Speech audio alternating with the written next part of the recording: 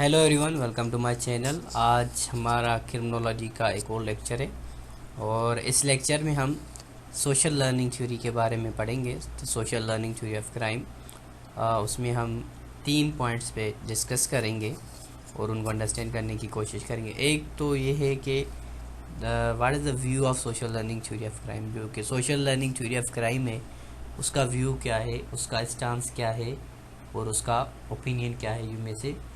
And second is के Albert बंदूरा की ये थ्योरी है एंड इन क्रिमिनोलॉजी मोस्टली इस पे जो काम किया है सोशल लर्निंग थ्योरी पे। वैसे तो there are different you could say कि dimensions of social learning theory in different subjects, और हम पर्टिकुलरली इसको क्रिमिनोलॉजी के हिसाब से पढ़ेंगे। Then third is principles of this theory या सोशल लर्निंग थ्योरी, जो कि 3 प्रिंसिपल्स हैं, उनको हम पढ़ेंगे और उनको समझने की कोशिश करेंगे।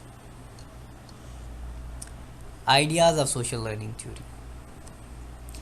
सबसे पहले जो कि मेन बात है ये आपको समझनी चाहिए कि it is a branch of behavioural theory. ये बिहेवियरल थ्योरी की ब्रांच है, क्योंकि इन सोशल लर्निंग थ्योरी ये भी हम ह्यूमन बिहेवियर के बारे में पढ़ते हैं कि how human behaviour affects human psychology, कि किस तरह से इंसान अपनी सराउंडिंग से, अपने एटमॉस्फेयर से लर्न करता है।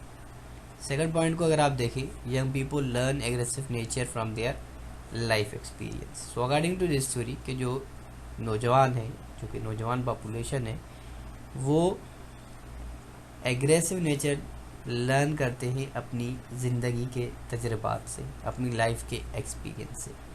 अपनी फैमिली में उन्होंने कुछ देखा, अपनी सराउंडिंग में कुछ देखा, वो उसको कॉपी करते हैं। जितने भी चिल्ड्रन होते हैं, से सपोज़ अगर उन्होंने कोई मूवी देख ली, कोई कार्टून देख लिया जो कि एग्रेसिव टाइप था, वो सिमिलर एक्टिविटी परफॉर्म करेंगे घर में और अल्टीमेटली ये उसकी लाइफ का पार्ट बन जाएगी और फ्यूचर में जाके वो उसको इन प्रैक्टिकल सेंस में करेगा। Social relations play key role in development of aggressive nature. जो समाजी रिलेशनशिप्स हैं वो बहुत ही मेन किरदार अदा करते हैं एग्रेसिव नेचर में। Children learn from their surroundings. Living in criminal atmosphere would only lead to criminal activities. बच्चे अपने सराउंडिंग से लर्न करते हैं। अगर आप क्रिमिनल एटमॉस्फेयर में रह रहे हैं तो ऑब्वियसली उस चीज़ का इम्पेक्ट इंसान पे ये होगा कि वो बंदा क्रिमिनल एक्टिविटीज़ में इन्वॉल्व हो जाएगा, उसमें उसका वो पार्ट हो जाएगा। 3 सोर्सेज हैं क्रिमिनल लर्निंग थ्योरी के, or you could say social learning theory के, जो कहती है कि 3 तरीके हैं जिससे इंसान क्राइम की तरफ जाता है। नंबर 1 है फैमिली इंटरेक्शन, नंबर 3 है एनवायरमेंटल फैक्टर, नंबर 4 है मीडिया। पहले तो इंसान का जो पहला स्कूलिंग होता है वो घर होता है।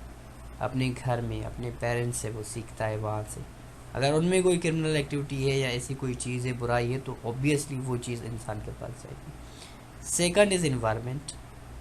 जो सेकंड है वो माहौल है। इंसान अपने माहौल से सीखता है। इब्न खल्दून का कोट है कि इंसान की जो डेवलपमेंट होती है वो अपने एटमॉस्फेयर से होती है। अगर आप, उसने मिसाल दिया था गर्म और ठंडे एटमॉस्फेयर का, कि जो ठंडे एटमॉस्फेयर से होते हैं उनसे गर्म एटमॉस्फेयर वाले एग्रेसिव होते हैं।